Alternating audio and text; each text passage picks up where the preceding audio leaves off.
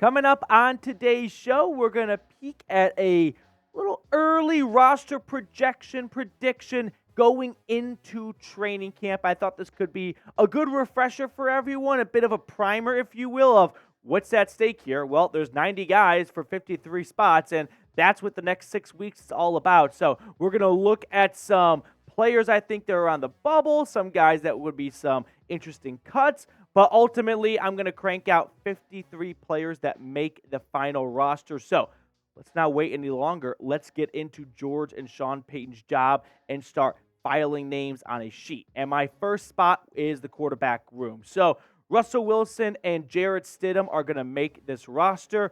There's just no other way around it. And then I have Ben DiNucci making the practice squad over Jarrett Guarantano. That's really the only battle you're watching in the quarterback room. We know what they gave Russell Wilson, so ignore him for a second. But they gave Jarrett Stidham a 2-year, $10 million contract. You don't cut someone a few months later after giving them that much money. So quarterback seems pretty simple. But running back is a bit more interesting because you've got Javonte Williams, and we're not quite sure, at least as we're filming this right now, when he's going to be available, but we know he's going to make the roster. Samaje Perine was added in free agency along with Tony Jones, Tyler Beatty, Jaleel McLaughlin, and a fullback in Michael Burton. Here are the 4 guys I have making the roster from that room. Javonte Williams, Samaje Perine, Jaleel McLaughlin, and then I'm going to toss on a fullback as well, Michael Burton. Michael Burton was someone that Denver added in free agency, and they have started to tip their hand a little bit as to what they want to do on offense this year. They added a fullback, which is a dying breed in 2023. They added a blocking tight end. They traded for another tight end during the draft. I think and they signed 2 run-blocking offensive linemen specialties in Ben Powers and Mike McGlinchey. So I'm going to have the fullback on. Jaleel McLaughlin, a UDFA out of Youngstown State. He sneaks onto the roster, keeps the trend going for a UDFA to make the Broncos 53-man roster. That's one of my surprises throughout my roster projection, but that means no Tyler Beatty and no Tony Jones cracking the 53. Now, speaking of Javonte Williams, if you think he's going to have a bounce-back season, or whether you think it or not, let's get some good vibes going here, right? Let's show 33 Broncos country is supporting him. Make sure to like the video. That way, if he comes across this, he's going to go, damn, we got like 500 likes on this video. That's 500 people out there that have got my back and are pulling for me this season. So if you've never liked a video before, this would be a good time to do so. Shifting gears, let's look at the wide receiver room because, once again, this is a jam-packed room for Denver. Jerry Jeudy, Courtland Sutton, Tim Patrick, Marvin Mims are all, without a doubt, locks to make this roster, meaning they are not getting cut. That is for sure. After that, it's a bit more murky, right? You can make some cases, if you will. And the 2 other guys I have making the 53-man roster is Marquez Callaway, a former New Orleans Saints player who Sean Payton added in free agency, and then KJ Hamler. So Hamler sneaks on at the last spot, but I'm not completely sold on it. You could make a good argument for someone else, like maybe Montrell Washington. I would be somewhat surprised if Denver did not take on their former 5th-round pick after just 1 season, but also, who is Montrell Washington making the roster over? I don't think he's making over any of those 6 guys right there.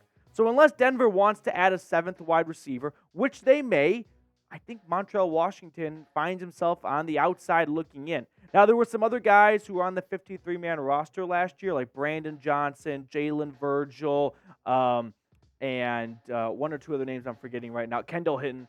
And I think they're on the outside looking in. They're practice squad players. They're the first ones in if an injury pops up. But for now, those are my 6 wide receivers making the roster.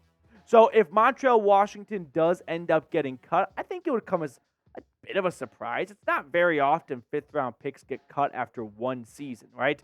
They're not, 3rd, 4th-round picks, but usually they get a bit of a longer leash. So Sean Payton, new guy in town, he might want to revamp the entire special teams unit and move on from the former Sanford Bulldog. But let me know who your surprise cut candidate is. Montrell Washington, someone else. Let me know your thoughts in the comment section. Moving on to tight ends. I think Denver takes 3 tight ends. Greg Dulcich, Chris Manhertz, Adam Trautman. They added Chris Manhertz in free agency, and they traded for Adam Trautman during the draft.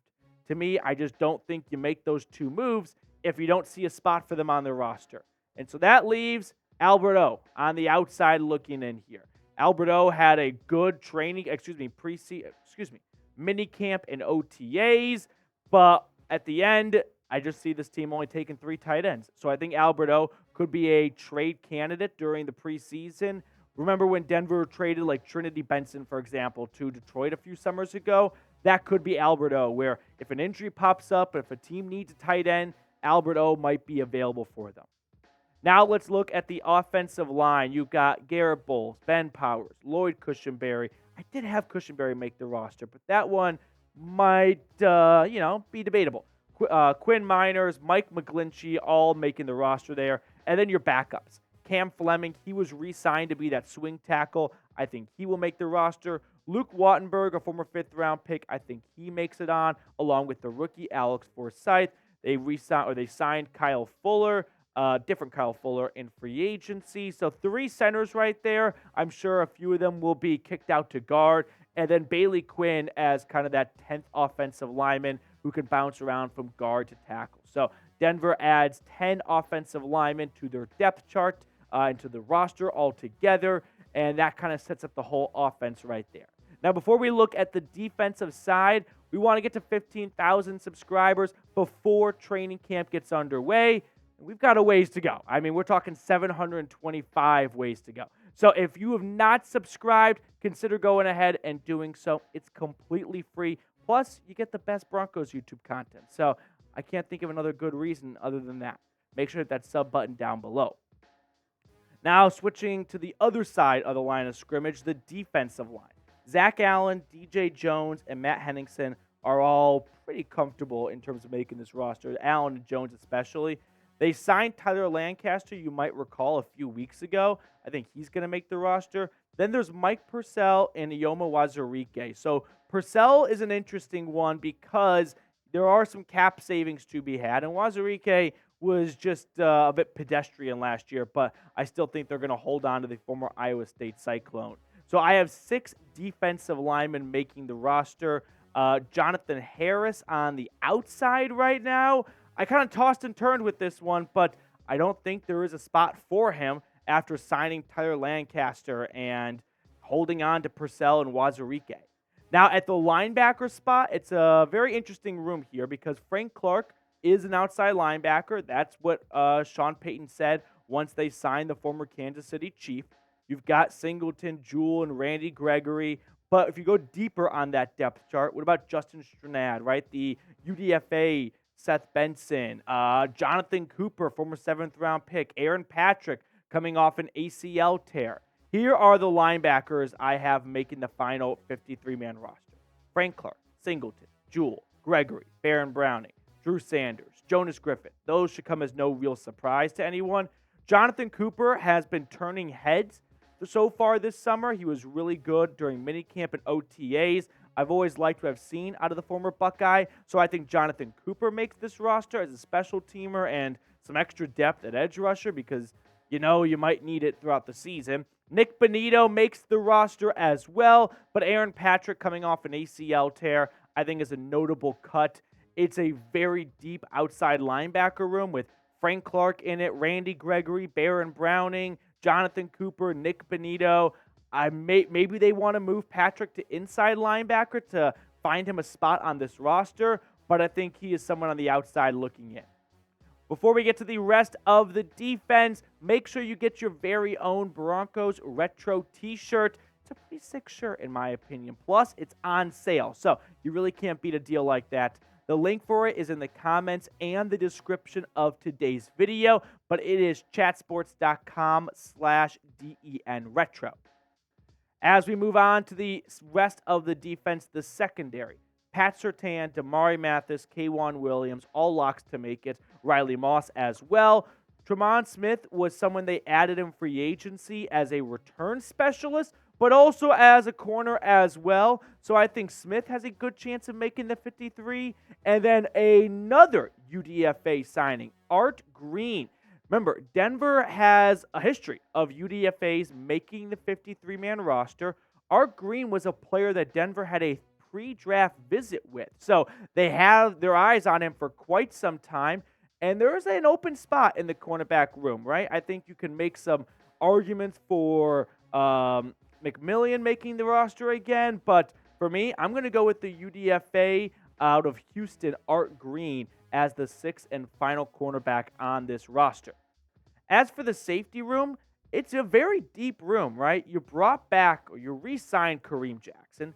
You drafted J.L. Skinner when you already drafted a safety last year in Delaren Turner-Yell and the seasons prior in Caden Stearns and P.J. Locke. I think this team only takes 4 safeties. So if it is 4 safeties, it's Kareem Jackson, Justin Simmons, I think Caden Stearns, and you're not moving on from J.L. Skinner after drafting him in April. So that leaves P.J. Locke and Delaren Turner-Yell on the outside looking in. I didn't think Delaren Turner-Yell would get cut after just one season, but who's he making this roster over? Maybe they go with 5 safeties, but they routinely go with 4 safeties, and these would be the 4 safeties they would roll with. So I'd be interested to see what Denver does to try and squeeze an extra safety on because it's a very deep room of theirs, but I just don't know who someone like P.J. Locke or Turner-Yell is making the roster over. And then to round it out for my special teams unit, the kicker's not on the roster right now. I don't think Elliott Fry will end up being this team's final kicker.